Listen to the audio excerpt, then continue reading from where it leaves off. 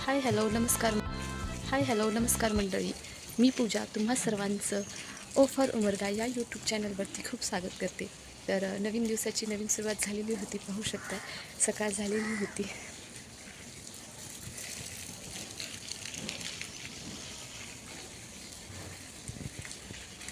छानशी अशी सकाळ झालेली आहे. दिवसाची काही अशी सुरुवात झालेली होती. दिवसाची झाल्यानंतर सकाळी सकाळी सगळ्यांना लागतो तो म्हणजे सगळ्यांच्या आवडीचा चहा. तर सर्व लेडीजला सकाळी सकाळी उठल्यानंतर आंघोळ केल्यानंतर जेव्हा त्या किचनमध्ये येतात तेव्हा त्या सर्वात अगोदर चहाकडे जातात. तर पाहू शकता मी इथे बनवायला ठेवला आहे चहा. त्यानंतर मी इथे करत आहे स्वयंपाकीची तयारी. स्वयंपाकीच्या तयारीसाठी मी इथं घेतलेली आहे कुकरमध्ये डाळ, कारण मी करणार आहे आज वरण आणि चपाती. तर आता मी डाळ कुकरला लावून घेते. परत इथे कुकरला डाळ लावून घेतली आणि त्यामध्ये टाकण्यासाठी मी इथे चिरत आहे टोमॅटो. कुकरमध्येच मी डाळीमध्ये टोमॅटो टाकून घेते, जेणेकरून नंतर त्याला जास्त चिरण्याची गरज परतण्याची गरज पडणार नाही. म्हणून मी एकीकडे कुकर लावला होता आणि त्यानंतर चहा झाला आणि आता इथे मी चहा घेणार होते आणि कुकर होईपर्यंत मी चहा घेते. तर कुकर होईपर्यंत मी चहा घेतला.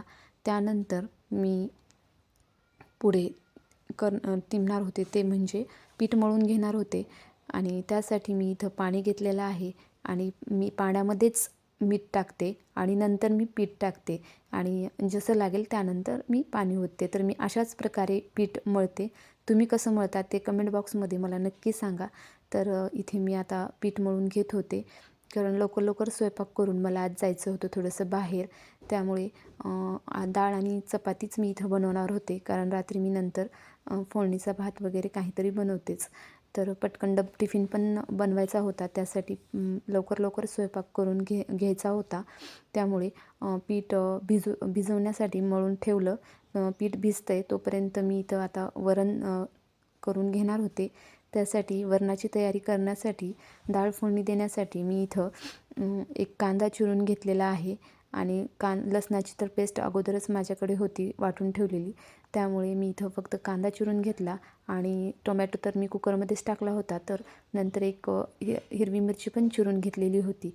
त्यानंतर कुकर झाल्यानंतर गॅसवर एक पातेलं ठेवलं. पातेलं गरम होते तोपर्यंत मी इथे डाळ पूर्ण बारीक करून घेत होते. रवीच्या सहाय्याने डाळ पूर्ण बारीक करून घेतली. तेलामध्ये जिरे मोहरी टाकली आणि त्यानंतर जिरे मोहरी कडकड वाजल्यानंतर त्यामध्ये मी टाकला एक कांदा चांगला परतल्यानंतर हळद, तिखट, मीठ, कांदा लसूण मसाला आणि त्यानंतर मी मीठ पण घातलेलंच आहे आणि वरण डाळीला फोडणी दिलेली आहे. त्यानंतर पलीकडे गॅसवरती मी पाणी गरम करायला ठेवलं आहे आणि तेच पाणी मी वरणामध्ये आता घालून घेणार आहे. तर पाणी गरम झाल्यानंतर पाहू शकता इथं वरणामध्ये मी घातलं आहे, कारण वरण पातळ व्हायला पाहिजे होती डाळ, त्यामुळे. आणि एकीकडे लगेच पीठ भिजलेलं होतं, त्यामुळे मी लगेच इथं चपाती करायला घेतली आहेत. पाहू शकता इथं मी आता करून घेत आहे चपाती. तर अशा प्रकारच्या इथं चपात्या मी करून घेत आहे आणि तुम्ही बघू शकता इथं चपाती किती छान प्रकारे फुगून येते. तर अशा प्रकारच्या चपात्या करून घेतल्या आणि लवकर लवकर काम करून घेतलं, कारण आता पुढे तुम्हाला ब्लॉगमध्ये बघायलाच भेटेल की मी बाहेर म्हणजे कुठे जाणार होते आणि ते पुढे कंटिन्यू ब्लॉग बघत राहा. अशा प्रकारचं आज सकाळचं छोटंसं रुटीन होतं.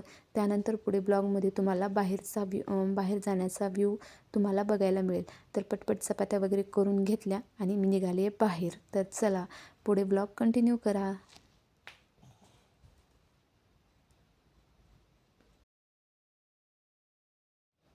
त्यानंतर इथं जेवण वगैरे करून घेतलं, सर्व काम वगैरे करून घेतलं, किचन वट्टा क्लीन करून घेतला आणि बाहेर जाण्यासाठी निघालो.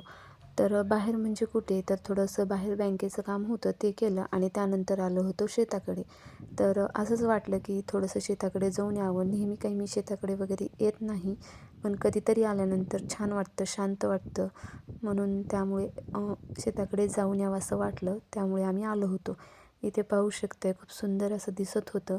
इथे ना अगोदर सोयाबीन पेरलेलं होतं, परंतु पावसामुळे ते सोयाबीन काही व्यवस्थित आलं नव्हतं.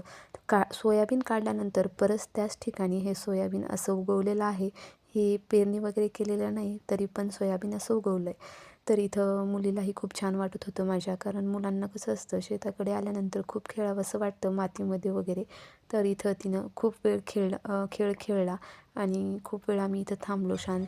त्यानंतर ती मला थोडंसं म्हणत होती की तिला ऊस खायचं आहे. मग ती माझ्या मागे लागली.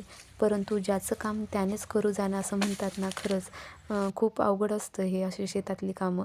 मी प्रयत्न केला, परंतु मला ते काही जमलं नाही आणि ऊस काही तोडायला आलाच नाही. त्यामुळं मग मिस्टरांनी तिला ऊस तोडून दिला वगैरे. त्यानंतर इथं थोडंसं पुढं आलो आणि थोडंसं गाडीवरती चलून व्हिडिओ वगैरे शूट करून घेतला रील्स वगैरे बनवण्यासाठी. इथं थोडंसं गाडी चलून त्याच्यासोबत व्हिडिओ थोडे वेळ शूट केला. त्यानंतर थोडं बाहेर आल्यानंतर थोडंच पुढे एक हा ओढा जातो. इथं ओढ्याला खूप सुंदर पाणी वाहत होतं. ते बघून खूप छान वाटत होतं आणि एवढं शांत असा आवाज येत होता. मग त्यानंतर माझ्या मुलीला तिथे खेळायचं होतं. खेळायचं असतानाच मग त्यामुळे मग मी तिला इथे घेऊन आले, कारण तिला इथं पाण्यामध्ये खूप हे होत होतं. मग तिच्यासोबत थोडा वेळ इथं पाण्यामध्ये खेळले. तीही खूप छान खेळली. खूप सुंदर असं पाणी दिसत होतं. त्यानंतर मग घराकडेही लवकर यायचं होतं, उशीर झालेला होता. म्हणून मग घराकडे निघण्यासाठी निघालो. असा काहीसा हा ओढ्याचा व्ह्यू दिसत होता. पाहू शकता किती सुंदर असं वाटत होतं. त्यानंतर मग घराकडे निघालो. घराकडे येत असताना वाटेतच हा एक बैलजोडा दिसला, बैलगाडी खूप सुंदर दिसली. त्याचंही थोडंसं इथं मग मी शूट वगैरे करून घेतलं. त्यानंतर थोडं पुढे आल्यानंतर एवढा सुंदर सनसेट झालेला होता की खूपच सुंदर हे दिसत होतं. तर पाहू शकता किती सुंदर हे कॅप्चर झालेलं आहे मोबाईलमध्ये. तर सुंदर असा सनसेट बघितला आणि घराकडे येण्यासाठी निघालो. तर मंडळी, हे असं काहीतरी माझं आजचं रुटीन होतं, सिंपल साधं आणि जे आहे ते. तर तुम्हाला हा व्हिडिओ कसा वाटला ते कमेंट बॉक्समध्ये मला नक्की सांगा. आणि व्हिडिओ आवडल्यास असेच नवनवीन व्हिडिओ पाहण्यासाठी व्हिडिओला लाईक, शेअर आणि सबस्क्राईब करा. बाय.